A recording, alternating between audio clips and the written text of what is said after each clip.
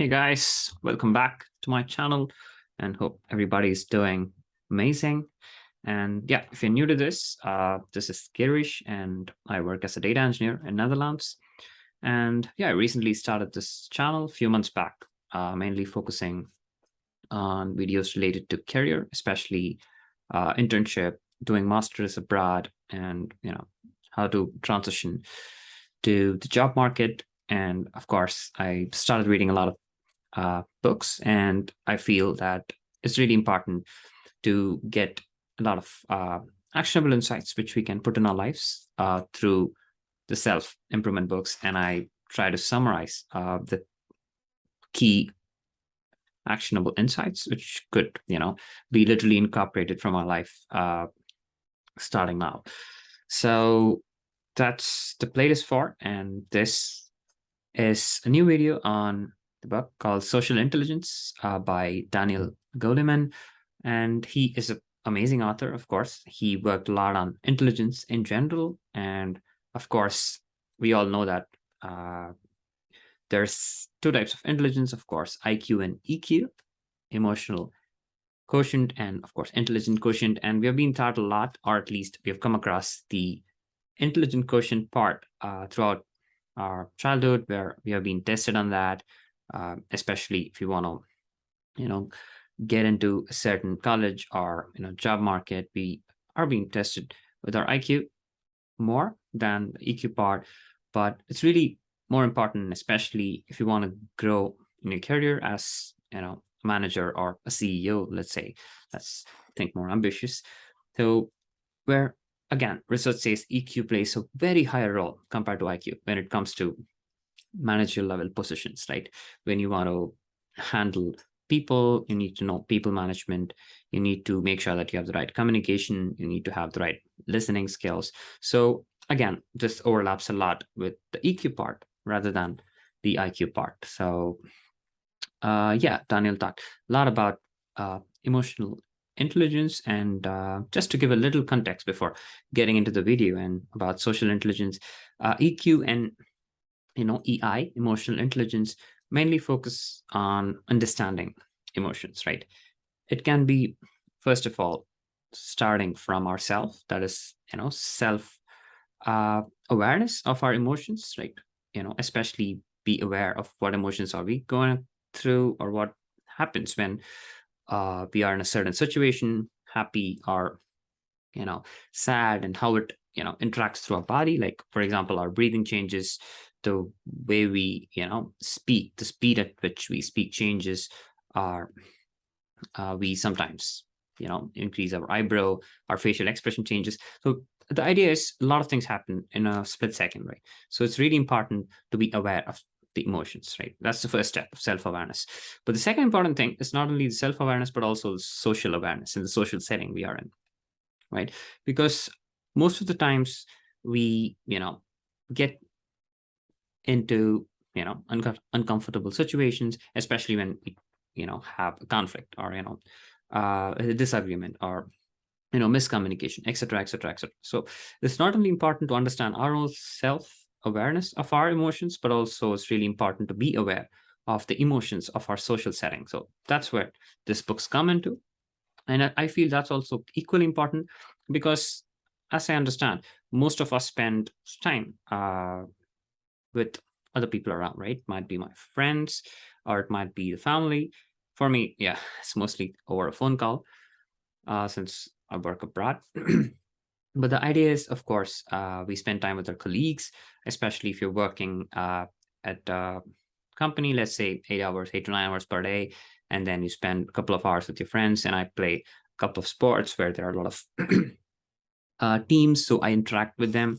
So 8 to 9 hours of my day is literally interacting with people or around a social setting. So I really assume that's a similar situation for others as well. So it's really important to understand what exactly is social intelligence, and how to, be aware of certain things which might improve our social interactions. And that's the whole book about. And it's a really nice guide to especially our relationships, explaining how our interactions and our social setting is really important in our life. and how we can actually make use of this to our advantage.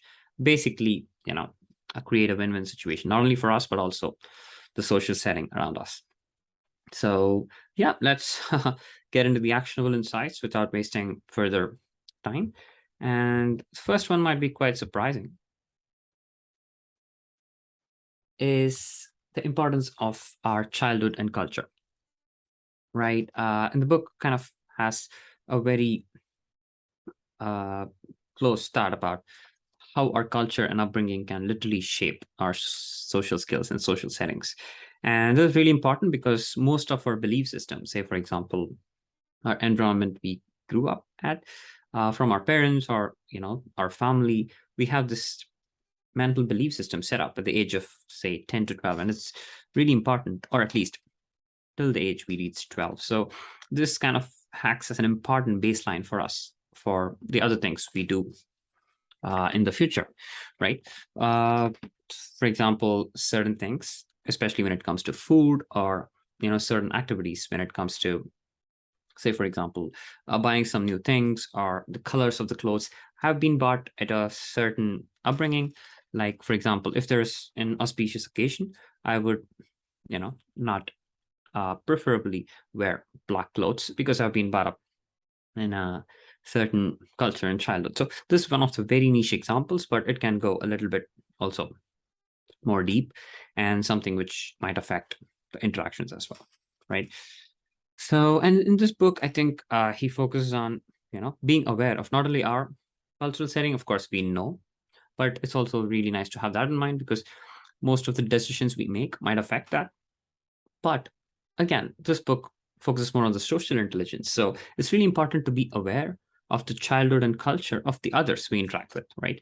Uh, different people, especially when I came abroad for my master's, I've been put in a classroom with like 100, 120 students with like 20 plus nationalities in them. So, right, I cannot, tell or speak the same way or ask the same questions. It might sometimes be a little bit uh, inappropriate to ask certain things to certain people because of their culture and childhood. So it's really important to have a baseline, having a general idea of their culture and social setting. And in this book, let me give you a quick example. He talks about a Japanese person going as a guest to another person's house. And initially, the Japanese person is being asked, does he need some food? Are you hungry? And he says no. And then the rest of the day, he literally goes hungry, but without asking any food. And in the book, it tells, of course, it's a Japanese culture to give food or offer things at the right moments automatically without asking them. And the same way, they're also not used to asking, okay, I'm hungry, can I get some food? So if in case, imagine you're being aware of this, and if I come across Japanese colleague, I'll be like, yeah, let's go for lunch. It's lunchtime. And then literally we start eating. I wouldn't probably question. So if I knew this before, and this is a very, again, a simplistic example, but the idea is to be aware of the childhood and culture and act accordingly. First insight. Moving on is how resourceful is, using our social intelligence. And it does take a lot of mental efforts and resources from our side, right? It needs some efforts to understand, first of all, about the person. For instance, say the culture and childhood, it needs some efforts to question about that, understand what's the culture, what's the way they're being brought up, it, and then being aware of that. So it itself costs some energy, right? You need to put some time, you need to have uh, a proper communication about it, like kind of say, for example, invest some time getting to know them. So it's really important to understand that being socially aware and using social intelligence or trying to build takes energy. It's not easy. It's not going to be like piece of cake. Okay, just like ABC, I'm going to follow these rules. Every person's is different. Every individual person is different. Every group is different. You cannot be in the same way as you joke with your friends on a Friday night. Your colleague circle is different, and then your family especially might be totally different, especially when it involves elderly people, your grandparents. You need to be at a different mental state. So it's really important not to be behaving the same way everywhere. So this does take a lot of resource and energy, especially to shift your mental model or thought process when you're around different social settings. So be aware that it's going to cost energy and needs some practice, especially, putting ourselves in another person's shoe, and how would they feel if, when we are acted or communicated in a certain way. So be aware and make sure that you do your homework right. And it does take some efforts and costs energy, right? And finally, gonna wrap up with this. He kind of mentions in the book how important is the social setting or social interaction is with health. And it's not only this book. Most of the podcasts are, TED Talks, some of which I've seen. People in our lives are quite important, right? And one of the TED Talk, just to make it quick, he tells a couple of things are really important: your passion and people. He just, puts it bluntly in a single line, right? And this shows the importance of the people around us and, our relationship, our friend circle, colleagues, our partner, our, our family, our children, everything, put together is really important for our health. And it literally affects our, health in few ways. And it also, again, a lot of research, scientific evidence shows that a strong social network would improve our health, make us live longer, longevity, and it also helps to recover from illness faster, right? And that's the sole reason why most of the hospitals, not only for health, not only for help, but also in Indian hospitals, to be more precise, they have a bed next to the patient where one of the family members can stay along. And again, that's a scientific reason behind it. It's not just to help the patient. Of course, we have nurses, and of course, we have other people working hard for, giving a beautiful environment to the patient. Of course, no offense for them. But the idea is, if there is a family member, if there is someone where you can literally have a peaceful communication, be open, someone to trust next to you, you feel, mentally energized. And this kind of slowly, also subconsciously, also tells you that you're going to record faster. And someone who's kind of, imagine someone who's literally telling, yeah, just give it a couple of days, you're going to be healthy tomorrow, you're going to be, jogging again as usual, getting back to your routine. So just hold a little more longer.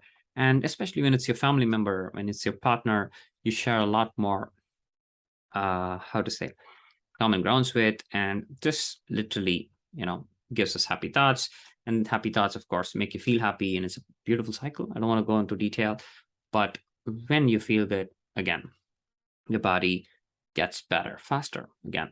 It's also very well strongly put in the book called The Power of Subconscious Mind by Joseph Murphy. I want to again link this a little bit to that, because again, there's a lot of potential of subconscious mind not being used, and this indirectly affects a subconscious brain. Of course, if we have positive mindset people around us, if you have a family, if you have someone to count on next to us, it energizes our subconscious brain. And that also is scientific evidence that it makes us cure faster. So I could keep talking about this, but the idea is, yeah, we shouldn't wait, of course, to get sick to have a good social interaction and good social bond. Of course, prevention is better than cure. So it's really important to already have a good social setting, not only in your workplace, but also, the house you live around, your neighborhood, especially with your partner or your family, parents, doesn't matter. But on a whole, you need to be making sure that you have a healthy social setting around you. And this is one of the really important benefits. That's a direct correlation with your mental health and your longevity, and of course, a lot of research on it. And yeah, something to dig a little deeper for me as well. So yeah, I think with that, we can wrap up this video. And I really hope, if you have some questions, if you want me to, put some thoughts in a certain book or talk about something else related to your life, your career, please feel free to comment. And of course, share and subscribe if you like contents like these. And I wish everybody an awesome life ahead, an awesome day. Of course, good luck with everything happening. And yeah, definitely see you guys soon in another video. And yeah, take care.